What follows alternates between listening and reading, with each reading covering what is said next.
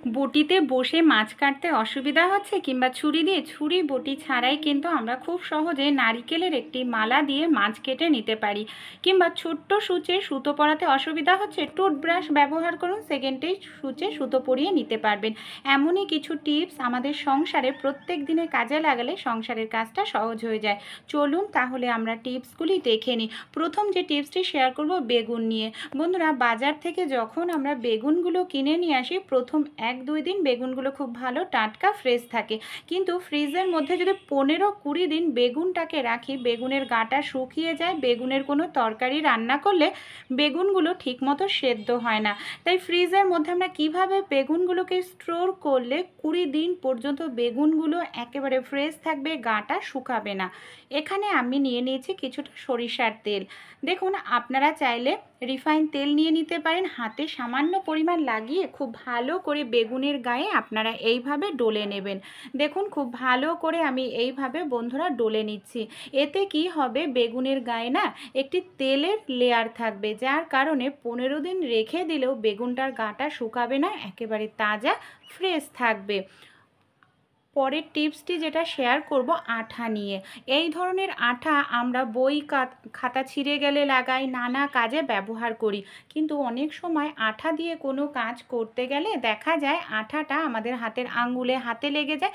আঙুলে লেগে গেলে, দুটো আঙুল এইভাবে লেগে গেলে সহজে কিন্তু ছাড়ানো যায় না। টানাটানি করতে গেলে দেখা যায় যে আঠাটার সঙ্গে চামড়াটাই আমাদের উঠে চলে আসছে।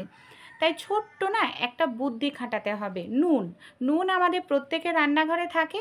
নুন নিয়ে নেবেন, আর নুন দিয়ে এইভাবে না একটুখানি ডলতে থাকবেন আঙুলগুলো।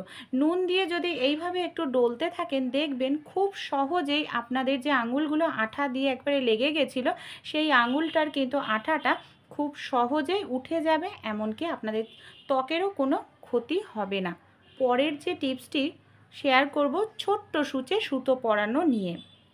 দুটো পদ্ধতি আমি আপনাদের সঙ্গে শেয়ার করব।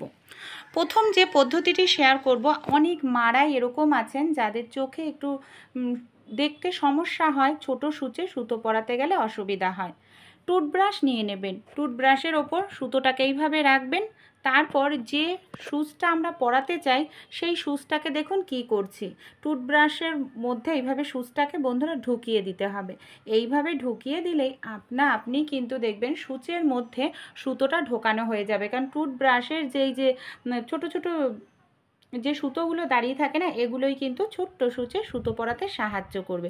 দেখুন, সেকেন্ডও সময় লাগলো না, ছোট্ট সূচে সুতো পরিয়ে নিতে পারলাম। আরও যে ছোট্ট সূচগুলো হয়, সোনামুখী সূচ বলতে পারেন, সেই সূচেও কিন্তু আমরা সেকেন্ডের মধ্যে সুতো পরিয়ে নিতে পারবো। কিভাবে বন্ধুরা ছোট্ট সূচের মধ্যে আমরা সুতো পরিয়ে নিতে পারবো, চলুন তাহলে আমরা দেখে নিই। এর জন্য আমাদের লাগবে টুথপেস্ট। অনেকটা পরিমাণ নয় বন্ধুরা, সামান্য ছিটে ফোঁটা। দেখুন, আমি আঙ্গুলে লাগিয়ে নিলাম সামান্য ছিটে ফোঁটা টুথপেস্ট।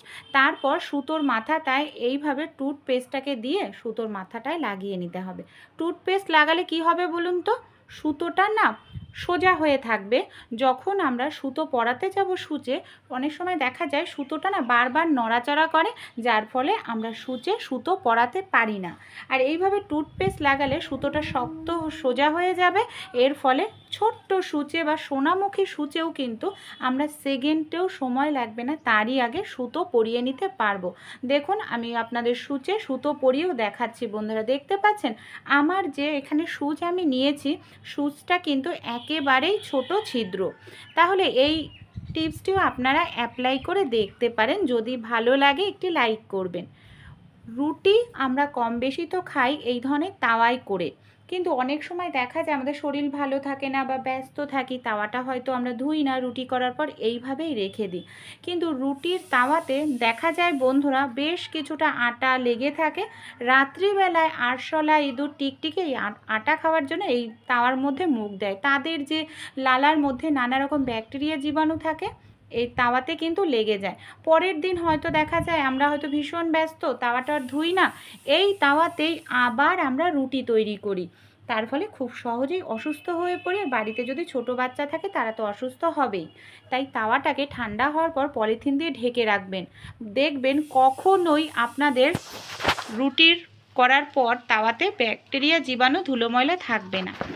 এই ধরনের যে সবজিগুলো হয়, চাল কুমড়ো, লাউ যখন আমরা বাজার থেকে নিয়ে আসি, অনেকটা বড় হয়তো ধরুন নিয়ে আসলাম, পুরোটা রান্না করলাম না, কিছুটা অংশ রান্না করলাম আর কিছুটা অংশ ফ্রিজের মধ্যে রেখে দিলাম। হয়তো 7-8 দিন পর বের করছি, দেখা যাচ্ছে কাটা জায়গাটা পুরো শুকিয়ে গেছে, কালো হয়ে গেছে, তখন আমাদের বেশ কিছুটা অংশ কেটে কিন্তু বাদ দিয়ে দিতে লাগছে। তাই যাতে সবজিটা বাদ দিয়ে দিতে না লাগে, কালো না হয় কাটার জায়গা বা শুকিয়ে না যায়, ছোট্ট এই টিপসটি অ্যাপ্লাই করবেন। দেখুন কি করতে হবে, এখানে আমি নিয়ে নিয়েছি কিছুটা পরিমাণ ফয়েল পেপার। কাটার জায়গায় এইভাবে ফয়েল পেপার মুড়িয়ে রাখবো, তাহলে কখনোই কাটার জায়গাটা কালো হবে না, শুকিয়ে যাবে না। আর একান্তই ফয়েল পেপার না থাকলে পলিথিন তো প্রত্যেকের বাড়িতেই থাকে, পলিথিন কাটার জায়গায় জড়িয়ে রাখবেন। পরের যে টিপসটি, একটি আমি এখানে প্লেট নিয়েছি, প্লেটের মধ্যে আমি এখানে নিয়ে নিচ্ছি বেশ কিছুটা পরিমাণ জল। দেখতে পাচ্ছেন আমি এখানে জল নিয়ে নিয়েছি। এবার এটাকে কি কাজে আমরা ব্যবহার করব। আমাদের বাড়িতে অনেক ধরনের মিষ্টি থাকে বা মিষ্টি জাতীয় কোনো খাবার থাকে, দেখা যায় আমরা হয়তো কিচেন স্ল্যাপে রেখে দিই বা ঘরের কোথাও রেখে দিই, প্রচুর পরিমাণে মিষ্টি পিঁপড়ে সেই মিষ্টির মধ্যে ঢুকে যায়, তখন কিন্তু আর মিষ্টিটা খেতে ভালো লাগে না, ইচ্ছা করে না। তাই মিষ্টি জাতীয় কোনো খাবার যেগুলো পিঁপড়ে ধরার সম্ভাবনা, এই ধরনের একটি পাত্রের মধ্যে জল দিয়ে ঢেকে রেখে দেবেন। কোনো দিনও পিঁপড়ে এই জল ডেঙিয়ে আপনাদের খাবারে ঢুকতে পারবে না। পরের যে টিপসটি, একটি পাত্রের মধ্যে আমি নিয়ে নিয়েছি জল। আমাদের বাড়িতে যেই ধরনের শ্যাম্পুর পাতাগুলো ব্যবহার করি, খালি হয়ে গেলে ফেলে দেয়, কিন্তু ভুল করে শ্যাম্পুর পাতাগুলো ফেলবেন না বন্ধুরা, এটাকে না জমিয়ে রেখে দেবেন। যখন 7-8টা পাতা হবে, একটি পাত্রের মধ্যে জল নিয়ে পাতাগুলোকে কচলে নেবেন। দেখুন শ্যাম্পুর পাতার গায়েও কতটা শ্যাম্পু থাকে বন্ধুরা, আমরা যেটা ফেলে দিলে নষ্ট হয়। আর এই জলটাকে আমরা জামা কাপড় কাচার কাজে, জামা কাপড় ভেজানোর কাজে ব্যবহার করতে পারি। দেখুন আমাদের বাড়িতে ছোট বাচ্চাদের জামা হোক, ভালো দামি জামা কিংবা তাওয়ালে যেগুলো বাজে দুর্গন্ধ হয়, এইভাবে শ্যাম্পুর জলে ভেজালে বাজে দুর্গন্ধটাও দূর হয়ে যাবে, এমনকি জামা কাপড়টাও পরিষ্কার হয়ে যাবে, কিছুটা হলেও সার্ফের খরচ কিন্তু আমাদের কম হবে। পরের যে টিপসটি শেয়ার করব ডিম নিয়ে। ডিম তো আমাদের স্বাস্থ্যের জন্য খাওয়া ভীষণ উপকার, কিন্তু অনেকেই এরকম আছেন যারা কুসুম খেতে পছন্দ করেন না বা কুসুমটা খান না, ভালো লাগে না, বারণ থাকে কুসুম খাওয়া। তারা কিভাবে কুসুমটা আলাদা করবেন, এই ধরনের যে ঝাঁঝরি আমাদের বাড়িতে হাতাগুলো থাকে না, ঝাঁঝরি হাতায় দেখুন আপনারা খুব সহজেই কিন্তু এই ডিমের কুসুমটাকে বন্ধুরা আলাদা করে নিতে পারবেন। ডিমের কুসুমটা ফাটবেও না, সাদা অংশ আর কুসুমটা আলাদা হয়ে যাবে। তাছাড়াও আপনারা একটি বোতল নিয়ে নেবেন, বোতলটা দিয়ে হালকা করে একটু চাপ দেবেন। দেখুন কত সহজেই আমাদের কিন্তু ডিমের কুসুমটা পুরোপুরি আলাদা হয়ে গেল, তাই না? এই ছোট্ট টিপসটি আপনারা অ্যাপ্লাই করে দেখতে পারেন। পরের যে টিপসটি শেয়ার করব বন্ধুরা, মাছ কাটা নিয়ে। অনেকেই দেখা যায় নতুন মাছ কাটতে যাচ্ছে, ছুরি দিয়ে বটি দিয়ে মাছ কাটতে গেলে হাত কেটে যায় বা হাত স্লিপ কাটে। নারকেলের যদি একটা মালা থাকে, ছুরি বটি কিচ্ছুর প্রয়োজন পড়বে না, আপনারা কিন্তু খুব সহজেই মাছটা বন্ধুরা কেটে নিতে পারবেন। দেখুন এরকম একটি নারকেলের মালা আমি নিয়ে নিয়েছি, আর মাছটাকে কি করছি বন্ধুরা, দেখুন আমি না উল্টো করে এইভাবে টানছি। আমাদের উল্টো করেই বন্ধুরা এইভাবে টানতে কিন্তু হবে। এইভাবে উল্টো করে যদি আমরা টানতে থাকি, মাছের গায়ের ওপরের যে আঁশটা থাকে না বন্ধুরা, খুব সহজেই উঠে যাবে।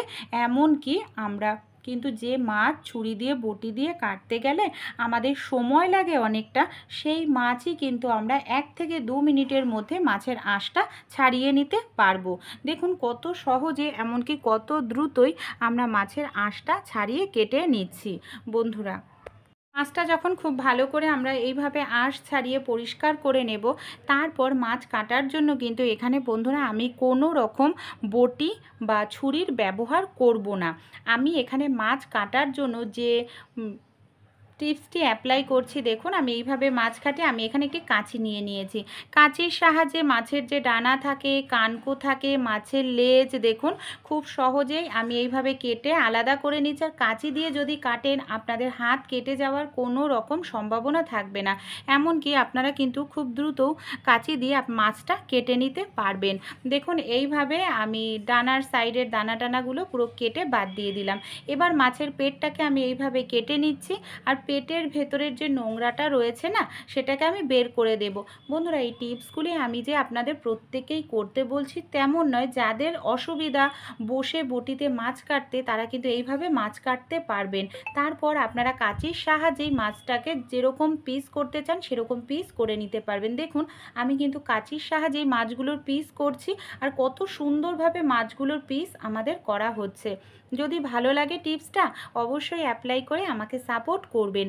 পরের যে টিপসটি, বর্ষাকালে দেখা যায় আমরা যখন সবজি কিনে নিয়ে আসি বন্ধুরা, বৃষ্টির জল যদি লেগে থাকে সবজিতে, ফ্রিজে রাখলে সবজিটা 2 থেকে 3 দিনের মধ্যে পচে যায়। বিশেষ করে তো পলিথিনে রাখলে গ্যারান্টি দিয়ে বলছি পচে যাবে। তাই বর্ষাকালে সবজি কিভাবে রাখলে পচবেও না, শুকাবেও না। আমাদের বাড়িতে যে এই ধরনের শপিং ব্যাগগুলো থাকে না, অনেক ভেতরে কিন্তু ছিদ্র থাকে ছোট ছোট ব্যাগের ভেতরে, যার ফলে খুব সহজেই হাওয়া বাতাস ঢুকতে পারে। তাই এইভাবে বর্ষাকালের সবজিগুলো আমরা যদি এই শপিং ব্যাগের মধ্যে রেখে ফ্রিজের মধ্যে রেখে দিই, তাহলে 20 দিন রাখলেও সবজিগুলো সবুজ টাটকা ফ্রেশ থাকবে, পচবে না। যদি এই ছোট ছোট টিপস আপনাদের একটু উপকারী মনে হয়, তাহলে আমাকে পাশে থেকে